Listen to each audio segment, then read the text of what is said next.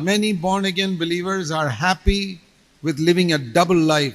அநேக மறுபடியும் பிறந்த விசுவாசிகள் இரட்டை வாழ்க்கையை வாழ்வதிலே இன்னுமா திருப்தி கொண்டிருக்கிறார்கள். One life in front of others, மற்றவர்களுக்கு முன்பாக வாழக்கூடிய வாழ்க்கை ஒன்று, pretending to be very spiritual, ஆவிக்குரியலை போல நடிக்கக்கூடிய ஒரு வாழ்க்கை, and privately at home with their wife another life.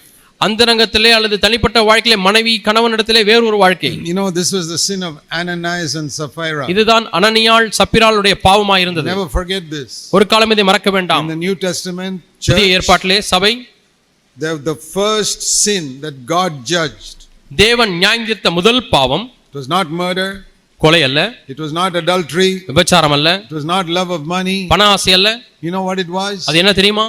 It was not having truth in the innermost being. உள்ளத்திலே உண்மை இல்லாத வாழ்க்கை.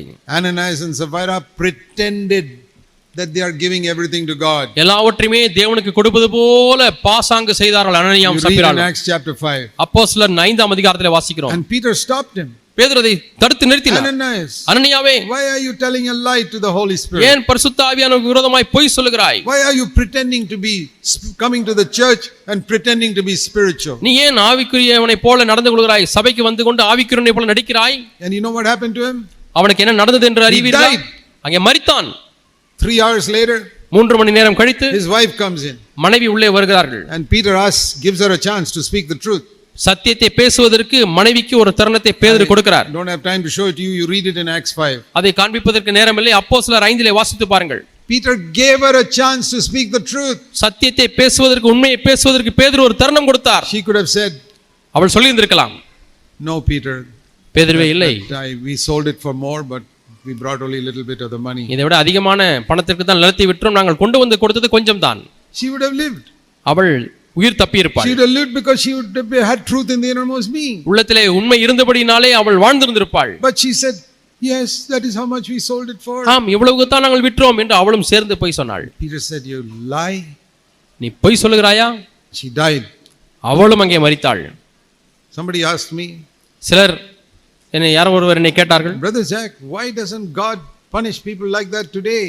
இன்றைக்கு ஏன் தேவன் அதுபோல மக்களை தண்டிப்பதில்லை என்று கேட்டார். I said, there'll be hardly anybody left in the church if God punishes people like that today. அப்படி தண்டித்திருந்தால் இன்றைக்கு சபையில ஆட்களே இருந்திருக்க மாட்டார்கள் என்று சொன்னேன். Only 2-3 people will be left. சபையிலே அதிகபட்சமானால் 2 பேர் அல்லது 3 பேர் இருந்திருப்பார்கள். Why can't we all have truth in the innermost being? ஏன் நாம் எல்லாரும் உள்ளத்திலே உண்மை வைத்திருக்க கூடாது? You know, when I was born again, நான் மறுபடியும் பிறந்த பொழுது, in the beginning I really had truth in the innermost being. ஆரம்பத்திலே உண்மையாலுமே உள்ளத்தின் ஆழத்தில் எனக்கு உண்மை இருந்தது.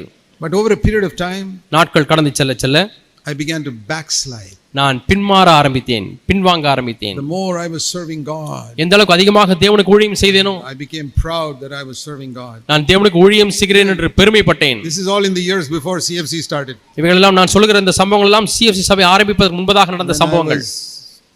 29-30 years old. அப்பொழுது எனக்கு 29-30 வயது இருந்தது. 4-5 years before CFC started. CFC சபை ஆரம்பிப்பதற்கு 5 ஆண்டுகள் 6 ஆண்டுகள் முன்பதாக. And I was preaching, but it was not true in my inner life. நான் ஒன்றை பிரசங்கித்துக் கொண்டிருந்தேன், அந்த பிரசங்கம் என்னுடைய வாழ்க்கையில் மெய்யாக இல்லை. Tired of my life. என்னுடைய வாழ்க்கையில சலித்து போய் விட்டேன். I said, Lord, I don't want to continue like this. இதுபோல ஆண்டவரே எனக்கு வாழ்க்கை வேண்டாம். I know you desire truth in the innermost being and I don't have it. என் உள்ளத்திலே உண்மை இருக்க நீர் விரும்புகிறீர், ஆனால் எனக்கு இல்லை ஆண்டவரே. But I want it. ஆனால் எனக்கு வேண்டும் ஆண்டவரே. I did not know how to get it. அதை எப்படி பெற்றுக்கொள்வது என்று எனக்கு தெரியவில்லை. Finally I got so fed up, I said, best is I stop preaching. கடைசியாக நான் எந்த அளவுக்கு சலித்து போனேன் என்று சொன்னால், இனி பிரசங்கிப்பதை நிறுத்தி விடுகிறேன் என்று சொல்லக்கூடிய அளவுக்கு. 1974, nearly 40 years ago. கிட்டத்தட்ட 40 ஆண்டுகள் முன்பதாக 1974ஆம் ஆண்டு. I was preaching in a Baptist church those days. அந்த நாட்களிலே நான் பாப்டிஸ்ட் சபையிலே பிரசங்கித்துக் கொண்டிருந்தேன். The Lord asked me a question. ஆண்டவர் என்னை பார்த்து ஒரு கேள்வி கேட்டார். Okay, you have been fooling all these people about preaching holiness, but it is not there in your life. நீ பரிசுத்தத்தை பேசி மக்களை எல்லாம் பேசி நீ உன் வாழ்க்கையில் அது உண்மை இல்லை, இப்படி ஏமாற்றிக் கொண்டிருந்தாய். Now this Sunday, are you willing to stand up there and tell the whole church, I am a hypocrite? இந்த வரக்கூடிய ஞாயிற்றுக்கிழமை நீ சபைக்கு முன்பாக நின்று அதே பிரசங்க மேடையில் நின்று கை உயர்த்தி நான் ஒரு மாயமாலக்காரன் என்று சொல்வதற்கு நியாயமா என்று கேட்டார். I remember that date very well. அந்த தேதி எனக்கு நன்றாக ஞாபகம் இருக்கிறது. January 12th, 1975. ஜனவரி 12ஆம் தேதி 1975ஆம் ஆண்டு. The Lord said, stand up in the church where you're preaching and tell everybody you're a hypocrite. நீ பிரசங்கித்துக் கொண்டிருந்த சபையிலே போய் நின்று எல்லாரிடத்திலும் நான் ஒரு மாயமாலக்காரன் என்று சொல். You're preaching what you're not practicing. நீ எதை பிரசங்கித்தாயோ அதை நடைமுறைப்படுத்தவில்லை. I said, yes, Lord. Today ஆண்டவரே, ஆம் ஆண்டவரே, நான் இன்றைக்கு சொல்லுவேன், நான் இன்றைக்கு செய்வேன் என்று சொன்னேன். That day God met with me. அந்த நாளிலே தேவன் என்னை சந்தித்தார். Same day. அதே நாளிலே He filled me with the Holy Spirit. அவர் என்னை பரிசுத்தாவின் அபிஷேகத்தால் நிரப்பினார். Turned my life around. என்னுடைய வாழ்க்கை அப்படியே தலைகீழாய் மாற்றினார். And 6 months after that, CFC was born in my house. அதற்கு பிறகு 6 மாதங்கள் கழித்து என்னுடைய வீட்டிலே CFC சபை உண்டாயிற்று, பிறந்தது. You know how the first church was born? முதல் சபை எப்படி பிறந்தது தெரியுமா? On the day of Pentecost. Pentecost நாளிலே, through the baptism in the Holy Spirit. பரிசுத்தாவின் அபிஷேகத்தின் மூலமாக. You know how CFC was born nearly 38 years ago? 38 ஆண்டுகள் முன்பாக CFC சபை எப்படி பிறந்தது தெரியுமா? Through the baptism in the Holy Spirit. பரிசுத்தாவின் அபிஷேகத்தின் மூலமாக. It was not born through any teaching. எந்த போதனை உபதேசத்தினாலே பிறக்கவில்லை. It was born when we were filled with the Holy Spirit. நாங்கள் பரிசுத்தாவின் அபிஷேகத்தில் நிறைந்த பொழுது தேவனுடைய சபை அங்கே பிறந்தது. Truth became real in the inner part. உண்மையானது உள்ளத்திலே அது உண்மையாக மாறியது. And my great fear is என்னுடைய பெரிய பயம் என்னவென்றால், that now so many of us know so much about truth. இன்றைக்கு நாம் சத்தியத்தை பற்றி பல காரியங்களை அறிந்திருக்கிறோம். In our head, நம்முடைய தலையிலே, மூளையிலே we can explain victory over sin. பாவத்தின் மேல் ஜெயம் பெறுவது எப்படி என்று அழகாய் விளக்கிச் சொல்லலாம். We can explain new covenant. புது உடன்படிக்கை என்றால் என்ன என்று விளக்கிச் சொல்லலாம். We can even explain humility, brokenness, everything. தாழ்மை என்றால் என்ன, நொறுங்குதல் என்றால் என்ன என்றெல்லாம் அழகாக வர்ணித்து பேசலாம். But ஆனால் you may not have truth in the innermost being. உள்ளத்திலே உண்மை இல்லாமல் இருக்கலாம். That is the good news. நல்ல செய்தி. That you don't have to look like a painted gold vessel. முலாம் பூசப்பட்ட தங்க பாத்திரத்தை போல, like a gold vessel through and through. ஆனால் முழுக்க முழுக்க ஒரு தங்க பாத்திரமாகவே இங்க மாற முடியும். You scratch, it is still gold. அதை நீங்கள் செதுக்கி பார்த்தாலும் அது தங்கம் தான். Right to the other side, it is gold all the way through. நீங்கள் ஒரு முனையிலே குத்தி அடுத்த முனை பார்த்தாலும் முழுக்க அது பொன் தான். All of you who are sitting here, இங்கே உட்கார்ந்து கொண்டிருக்கக்கூடிய நீங்கள் எல்லாரும், I want to ask you a question. ஒரு கேள்வியை நான் கேட்கிறேன். Is that true in your life today?